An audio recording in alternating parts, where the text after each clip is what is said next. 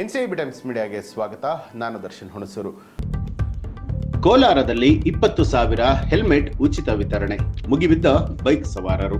ಜಿಲ್ಲೆಯ ಮುಳುಬಾಗಿಲಿನಲ್ಲಿ ಫ್ರೀ ಹೆಲ್ಮೆಟ್ಗಾಗಿ ಹೆಚ್ಚಿನ ಸಂಖ್ಯೆಯಲ್ಲಿ ಬೈಕ್ ಸವಾರರು ಮುಗಿಬಿದ್ದಿರುವಂತಹ ಘಟನೆ ನಡೆಯಿತು. ಸುಮಾರು 20,000 ಹೆಲ್ಮೆಟ್ಗಳನ್ನ ಉಚಿತವಾಗಿ ವಿತರಣೆ ಮಾಡಲಾಗಿದ್ದು, ಹೆಲ್ಮೆಟ್ ಪಡೆಯುವುದಕ್ಕೆ ನಾಮುಂದು ತಾಮುಂದು ಅಂತ ಹೇಳಿ ಜನರಿಂದ ನೂಕು ನುಗ್ಗಲು ಶುರುವಾಗಿತ್ತು. ಕೋಲಾರದಲ್ಲಿ ಬೃಹತ್ ಮಟ್ಟದ ಉಚಿತ ಹೆಲ್ಮೆಟ್ ವಿತರಣಾ ಕಾರ್ಯಕ್ರಮವನ್ನು ಹಮ್ಮಿಕೊಳ್ಳಲಾಗಿತ್ತು. ಈ ವೇಳೆ ಹೆಲ್ಮೆಟ್ ಅನ್ನ ಪಡೆಯುವುದಕ್ಕೆ ನೂಕು ನುಗ್ಗಲು ಅನುಭವಿಸಿದ ಘಟನೆ ಕೂಡ ನಡೀತಾ ಇದ್ರು. ಜನರನ್ನ ನಿಯಂತ್ರಣ ಮಾಡೋದಕ್ಕೆ ಪೊಲೀಸರು ಹರಸಾಹಸವನ್ನ ಪಡಬೇಕಾಯಿತು.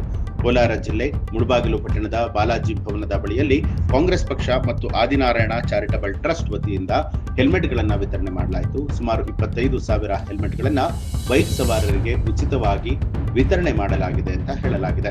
ಹೆಚ್ಚಿನ ಸಂಖ್ಯೆಯಲ್ಲಿ ಬೈಕ್ ಸವಾರರು ಆಗಮಿಸಿದ ಹಿನ್ನೆಲೆಯಲ್ಲಿ ಹೆಲ್ಮೆಟ್ ಪಡೆಯುವುದಕ್ಕೆ ಜನರು ನೂಕು ನುಗ್ಗಲು ಅನುಭವಿಸಿದರು. ಕೋಲಾರ ಜಿಲ್ಲೆಯಲ್ಲಿ ಹೆಲ್ಮೆಟ್ ಕಡ್ಡಾಯಗೊಳಿಸಿದ ಹಿನ್ನೆಲೆಯಲ್ಲಿ ಕಾಂಗ್ರೆಸ್ ಮುಖಂಡ ಆದಿನಾರಾಯಣ ಅವರು ಬೃಹತ್ ಹೆಲ್ಮೆಟ್ ವಿತರಣೆಯನ್ನ ಮಾಡುವ ಕಾರ್ಯಕ್ರಮ ಹಮ್ಮಿಕೊಂಡಿದ್ರು. ಸುಮಾರು 25,000 ಹೆಲ್ಮೆಟ್ ಉಚಿತವಾಗಿ ವಿತರಣೆಯನ್ನ ಮಾಡಲಾಗಿದೆ. ಬೈಕ್ ಸವಾರರು ಸರದಿ ಸಾಲಿನಲ್ಲಿ ಬಂದು ಬೈಕ್ ತಂದವರಿಗೆ ಮಾತ್ರ ಹೆಲ್ಮೆಟ್ ವಿತರಣೆಯನ್ನ ಮಾಡಲಾಗಿದೆ ಅಂತ ತಿಳಿಸಲಾಗಿದೆ.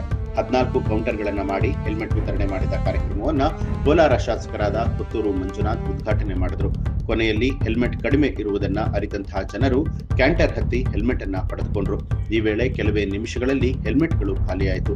ಕ್ಯಾಂಟರ್ ಮೇಲೆ ಹತ್ತಿ ಹೆಲ್ಮೆಟ್ ಹೊತ್ತೊಯ್ದು ಜನರನ್ನ ನಿಯಂತ್ರಣ ಮಾಡೋದಕ್ಕೆ ಹಾಗೂ ಕಾರ್ಯಕ್ರಮದಲ್ಲಿ ಗೊಂದಲವನ್ನ ನಿವಾರಿಸಿ ಜನರನ್ನ ನಿಯಂತ್ರಣ ಮಾಡೋದಕ್ಕೆ ಪೊಲೀಸರು ಹರಸಾಹಸ ಪಡಬೇಕಾಯಿತು.